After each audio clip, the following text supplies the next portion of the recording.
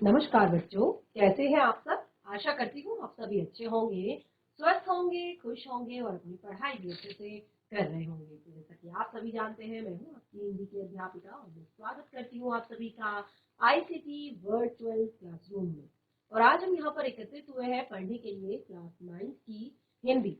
Class 9 की हिंदी में हमने अपने लगभग अपने दोनों बुक्स को कंप्लीट कर लिया है, यानी कि अपने दोनों बुक्स की जो चैप्टर्स हैं वो हमारे लगभग कंप्लीट हो गए हैं। और अगर फिर भी आपको किसी भी चैप्टर में कोई डाउट होता है, कोई चैप्टर ऐसा है जो आपने नहीं पढ़ा है, या किसी चैप्टर का भावार्थ आपको समझ में नहीं आया है, या किसी चैप्टर में आपको कोई प्रॉब्लम है और आपको लगता है कि ये चैप्टर आपने नहीं पढ़ा है और परीक्षाओं की दृष्टि से महत्वपूर्ण है, तो आप उसको बता सकते हैं। अपनी प्रॉब्लम्स, अपनी समस्याएं, अपने डाउट्स शेयर कर सकते हैं और उसी के आधार पर आपको उस चैप्टर को एक बार रिवाइज करवाया जाएगा और एक बार फिर से समझा दिया जाएगा, पढ़ा दिया जाएगा।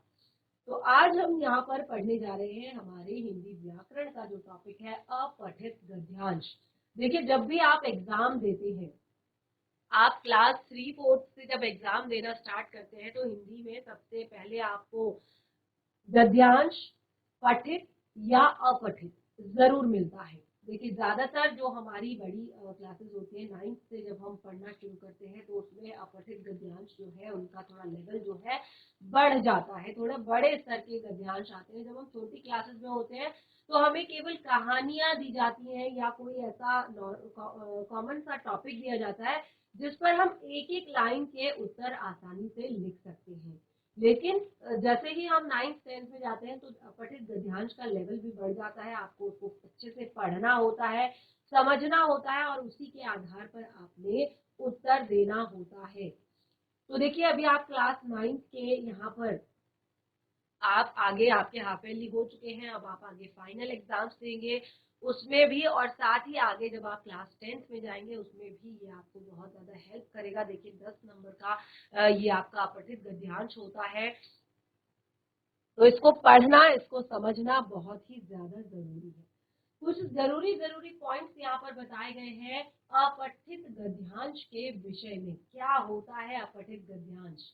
देखिए, एक आपका पठित गद्यांश होता है, यानी कि आप जो अपने पाठ्य पुस्तिका में चैप्टर पढ़ रहे होते हैं, उसी चैप्टर को आपको कुछ अंश उसी चैप्टर का दे दिया गया होता है आपके जो आपका एग्जाम में जो आपका पेपर होता है उसमें, और आपको पाठ का नाम, जो लेखक है उनका नाम, या पाठ में क्या शिक्षा दी गई है, या पाठ में क्या बताया गया है, इन सभी चीजों की अगर जानकारी हो तो आप आसानी से समझकर उसके उत्तर दे सकते हैं।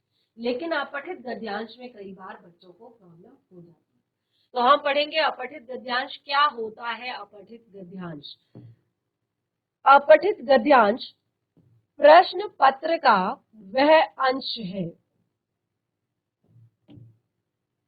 अपठित गद्यांश प्रश्न पत्र का वह अंश है। अंश यानी कि भाग, ठीक है, किसी भी प्रश्न पत्र का वह अंश है जो पाठ्यक्रम में निर्धारित पुस्तकों से नहीं पूछा जाता। देखिए, क्योंकि नाम ही उसका है अपठित गद्यांश, जो आपके पाठ्यक्रम में जो निर्धारित पाठ्य पुस्तकें हैं उनमें से आपका ये कहीं से नहीं होता है, ये बिल्कुल एकदम नया फ्रेश आपके लिए दिया जाता है। ठीक है, यह अंश साहित्यिक पुस्तकों, पत्र पत्रिकाओं या समाचार पत्रों से लिया जाता है। कोई भी जो ये अपठित गद्यांश आपको दिया जाता है, तो ये एक भाग होता है किसी भी पाठ्य पुस्तक, किसी भी साहित्यिक पुस्तक का, किसी भी समाचार पत्र का, या फिर किसी भी पत्रिका का। तो इस तरह से इनको वहां से लिया जाता है। ऐसा गद्यांश भले ही निर्धारित पुस्तकों से हटकर लिया जाता है, परंतु उसका स्तर, विषय वस्तु, भाषा शैली पाठ्य पुस्तकों जैसी ही होती है। भले ही इनको आपकी पाठ्य पुस्तकों से अलग लिया जाता है, यानी कि बाहर से लिया जाता है, साहित्यिक पुस्तकों से लिया जाता है, पत्र पत्रिकाओं से लिया जाता है, या समाचार पत्रों से लिया जाता है, लेकिन इनकी जो एक भाषा शैली होती है, यानी कि कैसे जो इनमें चीजें बताई गई होती है, जो बातें इनमें बताई गई होती है, उसकी विषय वस्तु हो या भाषा शैली हो, वो क्या होती है, बिल्कुल आपकी पाठ्य पुस्तिकाओं जैसी ही होती है। तभी आपको इसको कहा जाता है कि आप इसको पढ़कर समझकर आप इसको लिखेंगे, इसके उत्तर देंगे। प्रायः छात्रों को अपठित अंश कठिन लगता है, क्योंकि देखिए उनको लगता है कि यार इसमें टाइम भी वेस्ट हो रहा है, क्योंकि इसको पढ़ना पड़ेगा और समझना पड़ेगा, फिर इसके समझ समझ के उत्तर देने पड़ेंगे, काफी टाइम इसमें वेस्ट होता है। और जब देखिए इतना टाइम एग्जाम में होता नहीं है कि जो हिंदी का पेपर खास तौर पर होता है उसमें लिखना काफी ज्यादा होता है, लेंथी पेपर होता है काफी, क्योंकि आपको निबंध भी लिखना है, आपको पत्र भी लिखना है, आपको काव्यांश के भी उत्तर देने हैं, आपको गद्यांश के भी उत्तर देने हैं, आपको व्याकरण भी सॉल्व करनी है, आपको सब कुछ करना होता है, यानी कि लिखने का काम ज्यादा होता है। तो बच्चों के पास इतना ज्यादा टाइम नहीं हो पाता है कि वो उस गद्यांश को काफी देर तक पढ़े, फिर समझे, फिर उसके उत्तर दे। तो इसके लिए क्या होता है कि बच्चों को वो टफ लगने लगता है, बोलते हैं कि अरे यार ये तो बहुत टफ है, क्योंकि वो बहुत जल्दी जल्दी में उसे पढ़ते हैं, समझते नहीं है। तो इसके लिए देखिए कठिन लगता है और वे प्रश्नों को सही उत्तर नहीं दे पाते, यानी कि वो समझकर उत्तर नहीं देते हैं। तो इसीलिए ये जो है कई बार गलत हो जाता है, और इसका कारण यही है कि अभ्यास की कमी, यानी कि इस पर उन्होंने अभ्यास नहीं किया। वो अपना ज्यादातर समय देते हैं अपने लिटरेचर पर, अपने काव्य पर, अपने हिंदी व्याकरण पर। पत्र लेखन समझेंगे, निबंध के बारे में पढ़ेंगे, या आपके जो भी हिंदी व्याकरण के टॉपिक्स हैं उनको पढ़ेंगे, और लिटरेचर को पढ़ेंगे, जो आपका हिंदी लिटरेचर है उसको पढ़ेंगे, या आपका व्याकरण काव्य है उसको पढ़ेंगे। तो इससे क्या होता है कि बच्चे इसको बहुत ज्यादा टफ समझने लगते हैं, उनको लगता है कि ये बहुत कठिन है, और इसको वो अभ्यास भी नहीं करते हैं, तो इसीलिए उनको बहुत ज्यादा दिक्कत होती है। तो अगर आप इसका निरंतर अभ्यास करें, देखिए अगर आप अपठित गद्यांश को बार बार हल करते हैं, वैसे तो ये आदत जो है छोटी क्लासेस में भी शुरू हो जानी चाहिए, यानी कि अगर आप 6, 7 से 8 से इस चीज को पढ़ते हैं, समझते हैं, सॉल्व करते हैं, जब आप फ्री होते हैं तो आप अपनी बुक ले लीजिए, कोई गद्यांश पढ़िए उसमें से, और फिर उस पर प्रश्न बनाइए। ये मैं आपको वैसे भी कहती हूँ कि जितना भी आप पढ़ते हैं, ठीक है, जितना भी आपने पार्ट अपने किसी भी चैप्टर का पढ़ा है, तो उस पर हमें अलग अलग प्रश्न बनाकर लाने चाहिए, ताकि क्या हो कि हम उस चीज को डीपली अच्छे से समझ पाए, कोई डाउट उस चैप्टर के बारे में ना रहे। ठीक है, तो देखिए अपठित गद्यांश को बार बार पढ़ने के क्या लाभ है, बार बार पढ़ने से क्या होता है। सबसे पहला लाभ, भाषा का ज्ञान बढ़ता है। जब आप अलग अलग तरह के अपठित गद्यांशों को पढ़ेंगे, समझेंगे, तो क्या होगा, आपके अंदर भाषा का ज्ञान बढ़ेगा, आपको भाषा अच्छे से पढ़नी आएगी, आप समझ पाएंगे, और इससे क्या होगा, दूसरा पॉइंट देखिए, नए नए शब्दों, मुहावरों, वाक्य रचना का ज्ञान होगा। आप नए नए शब्दों को पढ़ेंगे, नया नया अगर आप गद्यांश पढ़ेंगे तो नए नए शब्दों को उसमें पढ़ेंगे, और मुहावरों को पढ़ेंगे, वाक्य रचना कैसे की जाती है वो आप देखेंगे। नंबर 3, शब्द भंडार में वृद्धि होती है। क्यों कहा जाता है कि सुबह सुबह अगर न्यूज़पेपर आता है तो जरूर पढ़ना चाहिए। न्यूज़पेपर पढ़ने से क्या होता है, उससे भी आपके शब्द भंडार में वृद्धि होती है। अगर आप फ्री बैठे हैं तो कोई ना कोई आपको नोवेल, जो उपन्यास है वो जरूर पढ़ना चाहिए। रात को सोते वक्त आपको कुछ ना कुछ जरूर पढ़ना चाहिए। क्यों ये बोला जाता है, क्योंकि इससे क्या होता है, आपके शब्द भंडार में वृद्धि होती है। यानी कि आप क्या होता है, अगर आपको किसी के सामने किसी टॉपिक पर बोलना है, देखिए अब आपकी क्लास बढ़ती जा रही है और कंपटीशन लेवल आप देखते हैं कितना ज्यादा है आजकल के समय में, कि एक टाइम पे, ऐसा नहीं कि आप एक टाइम पे एक चीज कर रहे हैं तो आप उसी को करते जाएंगे। आजकल चारों तरफ अवसरों की भरमार है, बहुत सारे अवसर है जहां से आप आगे बढ़ सकते हैं, लेकिन उसके लिए चाहिए, उसके लिए आवश्यकता है कि आपके अंदर क्वालिटीज हो, आपके अंदर वो क्वालिटी हो। तो क्यों ना आप कुछ ऐसा करो, कुछ एक अच्छे वक्ता बनो, एक अच्छे श्रोता बनो, तो ये भी एक आपका पॉजिटिव पॉइंट है। तो क्या कहा है कि शब्द भंडार में वृद्धि होती है। अगर आप नए नए आप अपठित गद्यांश पढ़ेंगे, न्यूज़पेपर पढ़ेंगे, पत्र पत्रिकाएं पढ़ेंगे, उपन्यास पढ़ेंगे, तो क्या होगा, शब्द भंडार में वृद्धि होगी। और भाषिक योग्यता बढ़ेगी। भाषा से संबंधित आपकी योग्यता बढ़ जाएगी। प्रसंगानुसार शब्दों के अनेक अर्थ तथा अलग अलग प्रयोग से परिचित होंगे। सबसे मेन ये पॉइंट होता है कि प्रसंग के अनुसार अनेक अर्थ तथा अलग अलग प्रयोग, कि किस प्रसंग में किस शब्द का किस तरह से प्रयोग किया गया है, क्या अर्थ उसका निकल रहा है। जैसे हम बोलते हैं पर्यायवाची शब्द, मैंने आपको बताया भी था पर्यायवाची शब्दों में, जैसे हम कहते हैं कि पानी का जो पर्यायवाची होता है वो होता है जल, तोय, नीर। ठीक है, जल, तोय, नीर और भी बहुत सारे पर्यायवाची होते हैं। लेकिन देखिए, जैसे मैंने आपको एक एग्जाम्पल बताया, एग्जाम्पल था अगर आप गंगा जल, अगर आप गंगा जल, गंगा जल की जगह अगर गंगा, जल का अर्थ क्या होता है, जल का अर्थ भी पानी ही होता है। लेकिन अगर आप गंगा जल की जगह गंगा पानी शब्द का प्रयोग करें तो क्या ये आपको उचित लगेगा? क्या ये आपको लगता है कि इसका उचित प्रयोग किया गया है यहाँ पर? बिल्कुल नहीं।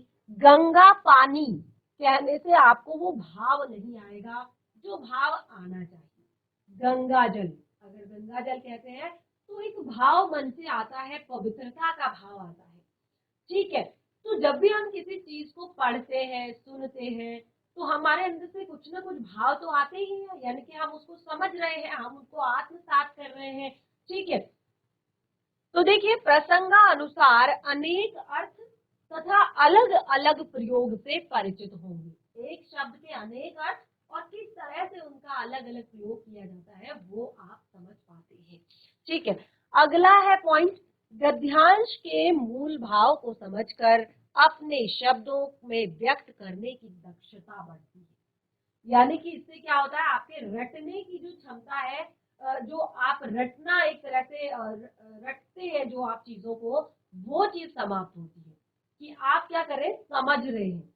आपको उसको पढ़कर बिल्कुल वैसा ही उत्तर आपने नीचे नहीं लिखना है, आपने उत्तर वो देना है जो आपने उस गद्यांश से समझा, जो आपने उस गद्यांश से जाना। तो देखिए आप क्या करते हैं, ज्यादातर जब बच्चे बहुत कम टाइम होता है परीक्षाओं का, तो वो समझने पर ध्यान नहीं देते, वो समझते नहीं है, वो फिर रटते हैं चीजों को। अच्छा ऐसे पढ़ना है, इंग्लिश हो चाहे हिंदी हो, बिल्कुल रट रट के वो चीजों को समझते नहीं है। और वो क्या होता है, वो सिर्फ एग्जाम तक के लिए होता है। यानी कि आप एग्जाम में गए, आपने जितना रटा था उतना आपने लिखा, बाकी बस, यानी कि आपने कुछ समझा नहीं, कुछ सीखा नहीं। तो ये चीज आपकी थोड़ा सा कंट्रोल होती है, ये चीज आपकी थोड़ा सा एक तरह से बदल जाती है, चेंज हो जाती है कि आप जो चीजें होती है, आप यहाँ पर गद्यांश से ही नहीं, अगर आप बार बार प्रैक्टिस करेंगे तब आप हर जगह ये इस तरह से दिमाग लगाना शुरू करेंगे कि नहीं, मुझे समझना है कि आखिर इसमें कहा क्या गया है।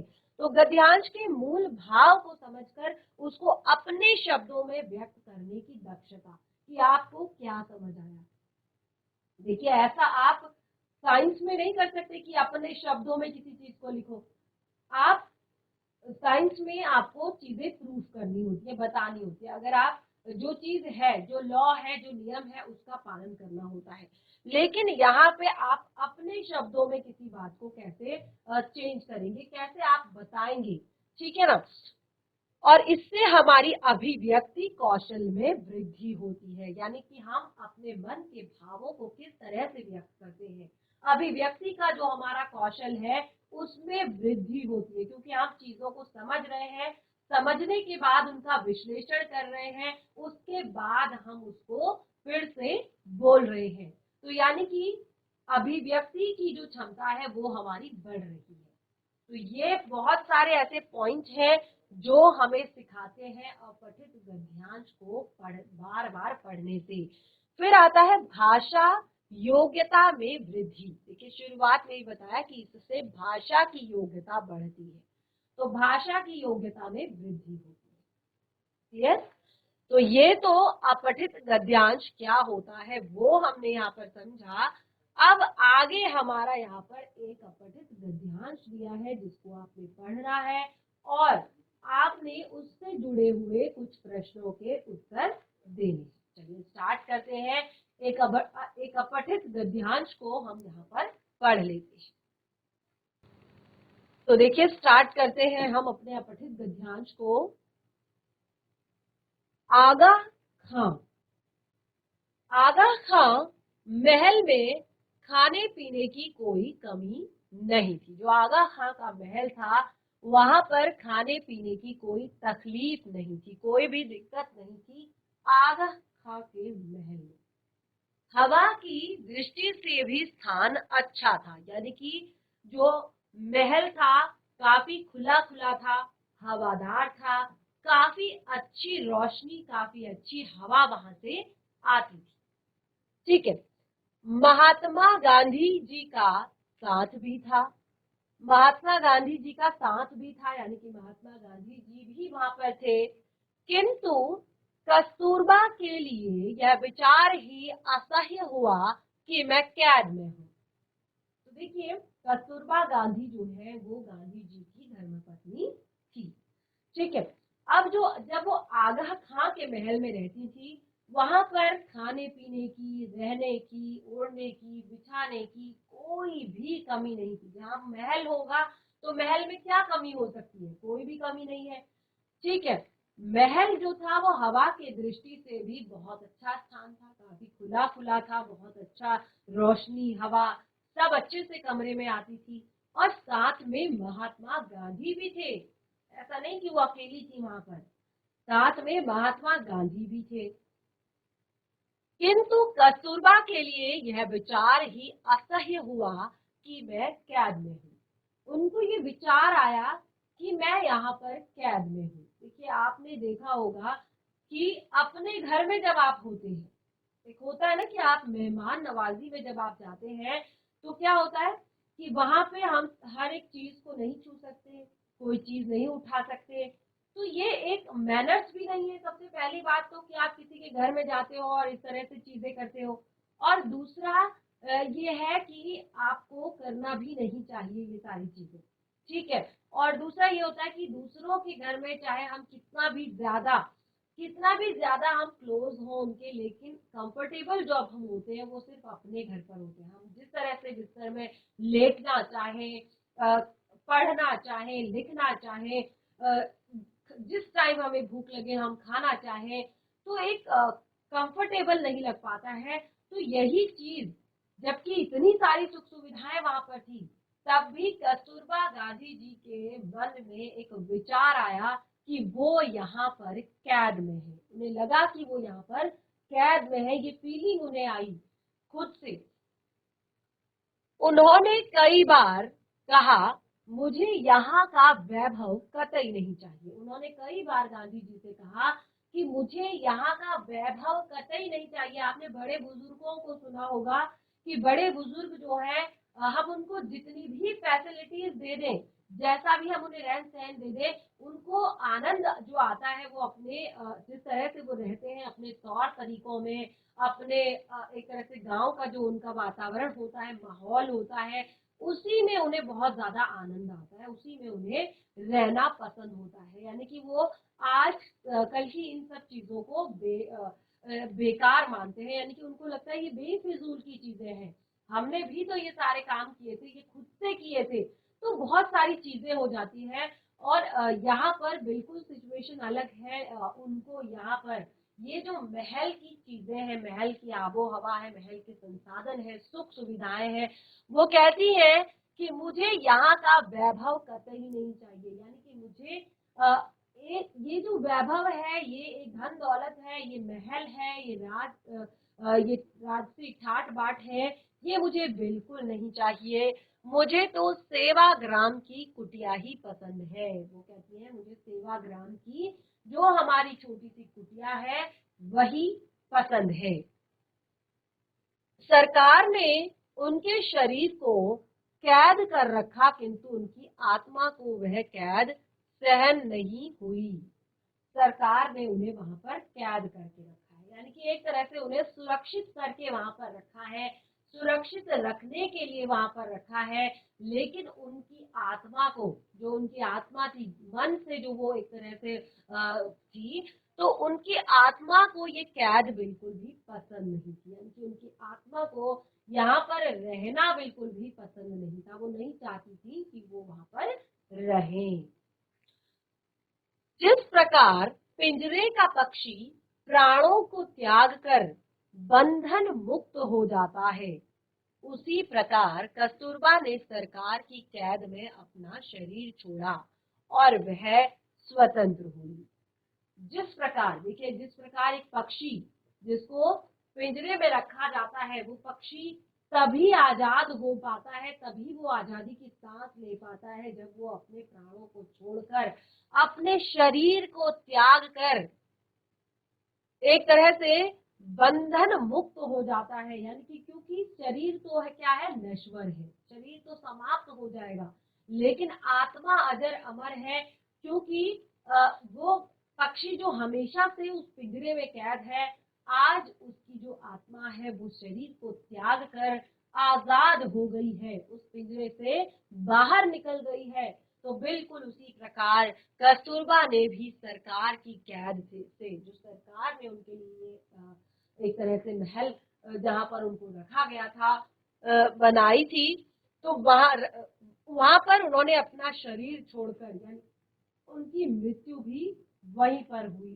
उन्होंने वहां पर अपना शरीर छोड़ा और उनकी मृत्यु हुई। उनके इस मूक किंतु तेजस्वी बलिदान के कारण, उनके इस मूक किंतु तेजस्वी बलिदान, देखिए इसको ऐसा क्यों कहा है, मूक और तेजस्वी बलिदान।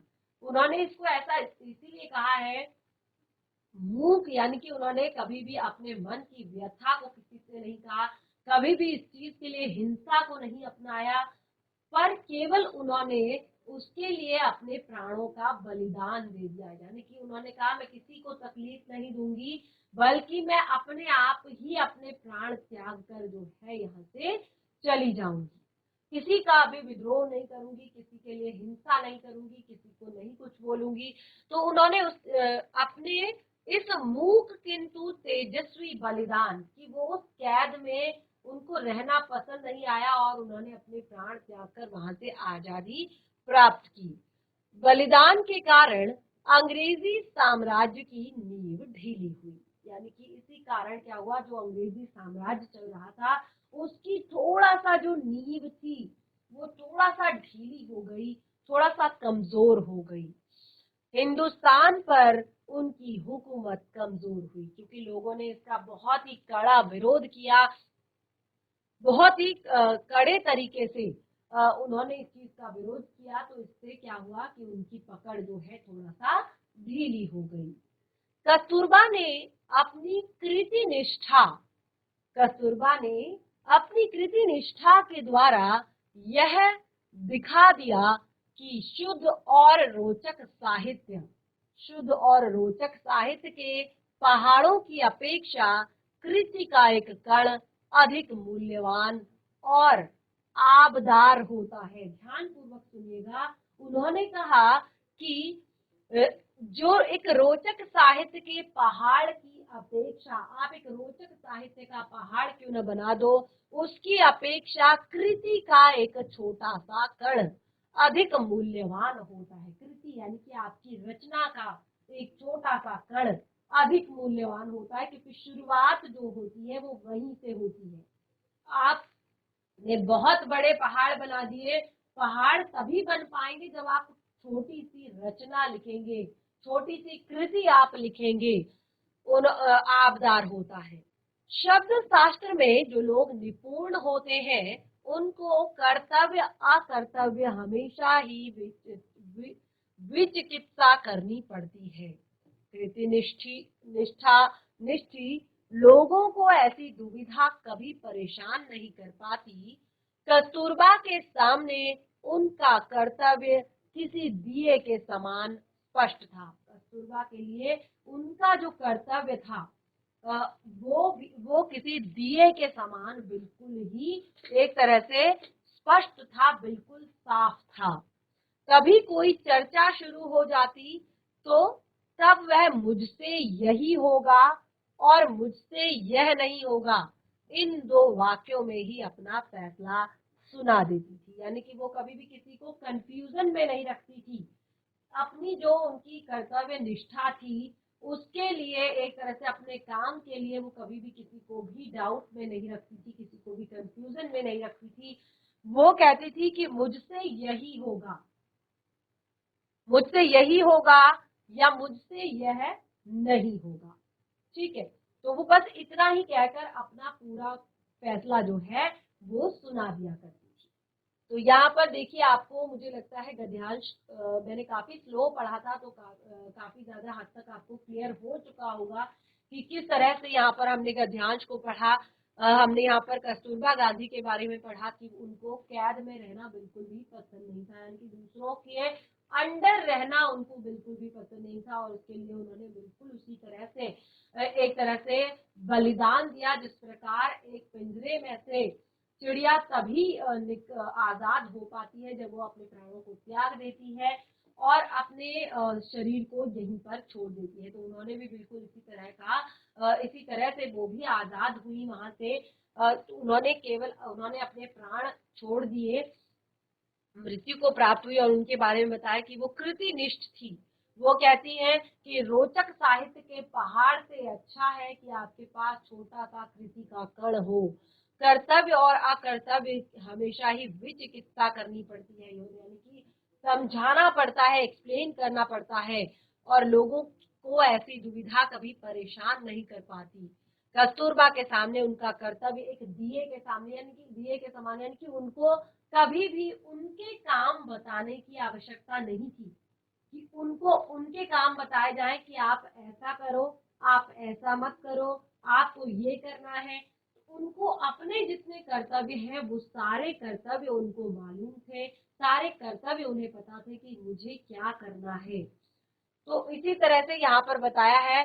और कई बार जैसे क्या होता था कि कई बार जब कोई चर्चा शुरू हो जाती थी किसी बात पर, तो वो एक ही शब्द कहकर, यानी कि वो उस पर भी बहुत ज्यादा नहीं बोलती थी, बहुत ज्यादा बढ़ा चढ़ाकर नहीं बोलती थी, या किसी से झूठ नहीं बोलती थी, या किसी को इस तरह से नहीं किसी से कहती थी। वो सिर्फ दो शब्द कहकर अपनी बात को स्पष्ट कर दिया करती थी, अपनी बात को बिल्कुल अपना फैसला सुना दिया करती थी। वो बात थी कि मुझसे यही होगा और मुझसे यह नहीं होगा, यानी कि अगर काम होता है तो मुझसे इतना हो जाएगा, और अगर नहीं होता है तो मुझसे ये नहीं होगा। इसमें बहुत ज्यादा बुरा मानने की जरूरत नहीं है, क्योंकि मैं ये नहीं कर पाऊंगी तो ये मुझसे नहीं होगा। इस तरह से वो अपना फैसला सुना दिया करती थी। देखिए, हमारा गद्यांश खत्म हुआ और अब हम यहाँ पर चलते हैं प्रश्नों उत्तर की तरफ। जो हमारे ये प्रश्न उत्तर है ये बिल्कुल इसी गद्यांश से लिए गए हैं, और साथ ही मैंने उत्तर भी यहाँ पर आप लोगों को दिए हैं, यानी कि प्रश्न के साथ साथ आपने उत्तर भी पढ़ना है। क्योंकि मैंने यहाँ पर आपको बताया कि आज आपका कोई एग्जाम नहीं है, आपको एग्जाम तक अभी इस तरह के गद्यांशों की प्रैक्टिस करनी है, आपको गद्यांशों की आपने उनको पढ़ना है, समझना है। तो चलिए स्टार्ट करते हैं प्रश्न। पहला प्रश्न है, सुविधाओं के बीच भी कैदी होने का विचार किससे नहीं सहा जा रहा था। देखिए, कैदी क्या होता है? कैदी वो होता है जब स्वतंत्रता आंदोलन चल रहा था और हमारे देश में जितने भी स्वतंत्रता सेनानी थे उनको पकड़ पकड़ कर कैद में डाला जा रहा था। और कैदी का अर्थ आपको पता है कि जिसको कोई भी सुख सुविधाएं ना हो, सभी सुख सुविधाओं से वंचित रखा जाता है, केवल जीवित रहने के लिए उसको खाना और पानी दिया जाता है 2 वक्त का, और अगर बाद में वो थोड़ा सा सुधरने का प्रयास करता है तो उसको उस हिसाब से कुछ छुट काम भी दिए जाते हैं, वो भी जेल के अंदर ही, कैद के अंदर ही। ठीक है, तो वो होता है कैदी। लेकिन यहाँ पर यहाँ पर कही गई बात है कि सुविधाओं के बीच भी, सुविधाएं वहां पर खाने पीने की कोई कमी नहीं है, रहने की कोई कमी नहीं है, किसी भी चीज की कोई कमी नहीं है, तो सुविधाओं के बीच भी कैदी होने का विचार किससे नहीं सहा जा रहा था। तो देखिए बहुत ही सरल है, बहुत ही आसान है, बहुत ज्यादा इसमें आपको सोचने की जरूरत नहीं है। तो साफ साफ लिखा हुआ है कि सुविधाओं के बीच भी कैदी होने का विचार कस्तूरबा गांधी जी से नहीं सहा जा रहा था। यानी कि उनको इस सुख सुविधाओं के बीच भी ऐसा लग रहा था कि वो किसी की कैद में है। ठीक है, अगला प्रश्न है, वे अपनी स्पष्ट बाध्यता, कस्तूरबा गांधी जो थी वो अपनी स्पष्टवादिता किस तरह से प्रकट करती थी। यानी कि वो स्पष्टवादी महिला थी। कभी भी कोई एक तरह से चर्चा होती थी, कभी भी कोई बात होती थी, तो वहां पर वो केवल 2 पंक्तियों से अपनी स्पष्टवादिता को क्लियर कर देती थी, अपनी अपनी बात को क्लियर कर देती थी। इसीलिए उन्हें स्पष्टवादिता कहा है। यानी कि वो स्पष्ट बोलने वाली थी, साफ बोलने वाली थी। तो उनको वो क्या कहकर अपनी बात को रखती थी, वो कहती थी कि मुझसे यही होगा, यानी कि मुझसे इतना ही हो पाएगा, या कहती थी मुझसे नहीं होगा। तो 2 केवल पंक्तियां वो कहती थी इस उसमें जो चर्चा होती थी यहाँ पर। तो जब उनको लगता था कि ये उनके मतलब की बात है, वो कर सकती हैं इस काम को, तो वो कहती थी कि मुझसे यही होगा, कि मैं सिर्फ इतना ही कर पाऊंगी। बहुत सारा बर्डन लेकर, बहुत सारे अलग अलग तरह से काम उनको करना बिल्कुल भी पसंद नहीं था। तो वो खुद से कह देती थी कि मुझसे इतना ही होगा, और जहां पर उनको लगता था कि उनसे नहीं होगा तो वो कह देती थी कि मुझसे नहीं होगा। अगला है, आगा खां के महल में क्या सुविधाएं थी, पर इनके बजाय कैदी को क्या पसंद था। आगा खां के महल में क्या सुविधाएं थी और इसके बजाय जो वहां पर कैदी था उसको क्या पसंद था। देखिए, आगा खां के महल में जो कस्तूरबा गांधी अंग्रेज सरकार की जब कैद में थी, तो उस समय वो कैद में आत्मा से नहीं, तन, सिर्फ तन से कैद थी। यानी कि आत्मा को कभी भी कोई कैद नहीं कर सकता, मन को कभी भी कोई कैद नहीं कर सकता। आप कितना भी ज्यादा कहीं पर बैठे हो, आपका मन जो है, आपकी जो आत्मा है, वो चारों दिशाओं में घूम रही है, 10 चीजों के बारे में सोच रही है, 10 चीजों में जा रही है, अलग अलग जगह पर जा रही है। तो आत्मा को कैद नहीं किया जा सकता, मन को कैद नहीं किया जा सकता। तो आगा खां के महल में क्या सुविधाएं थी और इसके बजाय कैदी को क्या पसंद था। उनके महल में क्या सुविधाएं थी और कैदी को क्या पसंद था, वो देखिए। कस्तूरबा गांधी अंग्रेज सरकार की कैद में आत्मा से कैद नहीं थी, केवल उनका शरीर कैद में था। यानी कि वो वहां पर थी, भले ही वहां पर सारी सुविधाएं थी, सब कुछ था, कोई रहने खाने पीने की कमी नहीं थी, कमरे हवादार थे, खुले थे, धूप आती थी, सब कुछ था। लेकिन उनकी जो आत्मा थी, उनको लगता था कि वो कैद में है, उनको वो कैद पसंद नहीं थी। लेकिन जो उनकी आत्मा थी वो हमेशा सोचती थी, देखिए, उन्होंने जेल में ही, इसके बजाय कैदी जो है, कैदी को क्या पसंद था, इसके बजाय जो कैदी है यानी कि कस्तूरबा गांधी ने कहा कि इसके बजाय उन्हें सेवाग्राम का आश्रम ही अच्छा लगता है। यानी कि जहां पर सुविधाएं कम हो, जहां पर एक तरह से बहुत सारी चीजें खाने पीने के लिए ना हो, जहां पर बहुत छोटा सा कमरा हो लेकिन शांति हो, अहिंसा हो, ठीक है, ऐसी चीजें जहां पर हो, वो चीज उन्हें पसंद थी। तो इसीलिए उन्होंने आजाद होने का क्या तरीका अपनाया, उन्होंने जेल में ही अपना शरीर त्याग दिया, क्योंकि वो वहां पर शरीर से ही कैद थी। आत्मा तो उनकी अभी भी वहां पर नहीं थी। आत्मा से तो वो हमेशा अपने सेवाग्राम के आश्रम को पसंद करती थी, आत्मा से तो वो हमेशा वहीं पर रहना पसंद करती थी। तो उन्होंने क्या किया, उन्होंने अपने उस शरीर को त्याग दिया, यानी कि जेल में ही अपना शरीर त्याग दिया और वे आजाद हो गई। और उनकी मृत्यु से अंग्रेज सरकार हिल गई। यानी कि एक तरह से उनका ये बहुत बड़ा बलिदान था। सारे देशवासियों ने अंग्रेज सरकार का विरोध किया, अंग्रेजों के खिलाफ आवाज उठाई, नारे लगाए, और इसका काफी हद तक ये परिणाम हुआ कि अंग्रेज सरकार की नींव हिल गई थी। तो इस तरह से 3 प्रश्न हमने यहाँ पर कर लिए। आगे बढ़ते हैं। वह किस तरह अंग्रेजों की कैद में से मुक्त हुई और उनकी मुक्ति का अंग्रेजी शासन पर क्या असर हुआ, यानी कि वो किस तरह से अंग्रेजों से मुक्त हुई और कैसे उनकी मृत्यु का अंग्रेज शासन पर प्रभाव पड़ा। तो अभी भी यहाँ पर बताया था कि आगा खां के महल में रहने की अच्छी व्यवस्था के साथ साथ खाने पीने की भी कमी नहीं थी। साथ में गांधी जी का भी सानिध्य था, परंतु जो कस्तूरबा गांधी जी थी वे कैदी यानी कि जो कैदी थी उनको इन सुविधाओं के बजाय सेवाग्राम की कुटिया पसंद थी। ठीक है, उनको सेवाग्राम की कुटिया पसंद थी। तो इस तरह से वो अब अपने मन से, क्योंकि मन से वो आजाद थी, शरीर से कैद थी, तो उन्होंने अपने शरीर को त्याग कर, यानी कि अपने प्राणों को शरीर से अलग करके मृत्यु को प्राप्त होकर वो अंग्रेजों की कैद से मुक्त हुई और इस कारण अंग्रेज शासन की नींव हिल गई। ठीक है, काफी बार इसमें बहुत ज्यादा कंफ्यूजिंग प्रश्न भी आते हैं जिनसे आपको बहुत ज्यादा कंफ्यूजन हो सकता है। तो उसके लिए भी आपको जो अपठित गद्यांश है उसको 1 से 2 बार पढ़ना होता है, आसानी से आप उत्तर दे सकते हैं।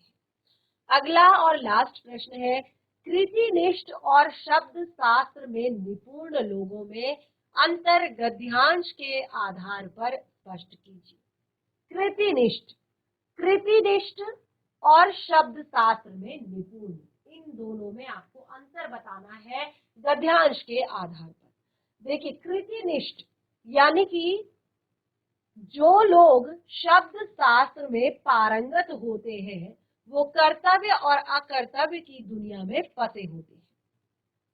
यानी कि जो शब्द शास्त्र में पारंगत होते हैं वो हमेशा कर्तव्य और अकर्तव्य की बातें करते हैं, लेकिन कृतिनिष्ठ लोग इस दुविधा से बचे रहते हैं। यानी कि जिनको अपने एक तरह से जिनको अपने कार्यों के बारे में पता हो, अपने कर्तव्यों के बारे में पता हो। सबसे मेन चीज ये होती है, आपने बहुत सारा ज्ञान प्राप्त कर लिया, आपको बहुत सारी चीजें पता चल गई, आपको बहुत सारी चीजें आती है, बहुत सारी चीजों की जानकारी है, समझते हैं, सब कुछ है, लेकिन आप अपने कर्तव्यों का पालन अच्छे से नहीं करते तो फिर क्या फायदा। लेकिन अगर आप कृतिनिष्ठ हैं, अपने कर्तव्यों का पालन करते हैं, अपने हर काम को बिल्कुल निष्ठा के साथ करते हैं, तो ये आपका एक बेस्ट पॉइंट है। तो यहाँ पर उन्होंने बताया कि जो लोग शब्द शास्त्र में पारंगत होते हैं वे कर्तव्य और अकर्तव्य की दुनिया में फंसे होते हैं और कृतिनिष्ठ लोग इस तरह की दुविधा से बच जाते हैं, क्योंकि उनका जो ध्येय है, उनका उद्देश्य है, उनको क्लियर है, उनका कर्तव्य उनको पता है कि उनको क्या करना है, क्योंकि उनका कर्तव्य जो है स्पष्ट है। इस तरह से हमने यहाँ पर एक बहुत ही छोटा सा सुंदर सा अपठित गद्यांश पढ़ा और देखिए बहुत ही आसानी से हमें ये समझ आ गया, क्योंकि हमने इसको ध्यान पूर्वक पढ़ा और साथ ही आसानी से इसके प्रश्नों के उत्तर भी कर लिए। तो इसी तरह से आप भी अपनी पाठ्य पुस्तिका से लें, चाहे समाचार पत्र से लें, चाहे किसी और पत्र पत्रिका से लें, आप एक गद्यांश ले सकते हैं, उसको समझिए, उस पर प्रश्न बनाइए और उनके उत्तर देने की कोशिश कीजिए। और एक यहाँ पर प्रश्न बनता है कि आप उपर्युक्त गद्यांश का एक उपयुक्त शीर्षक सुझाइए। तो अब आपको इसका होमवर्क है कि आप इसको पढ़ेंगे, घर पर एक बार रिवाइज करेंगे और साथ ही इसका एक उपयुक्त शीर्षक भी लिखेंगे। इस तरह से आज का सेशन हमारा यहीं पे समाप्त होता है। हम मिलेंगे अपने नेक्स्ट सेशन में। तब तक के लिए धन्यवाद।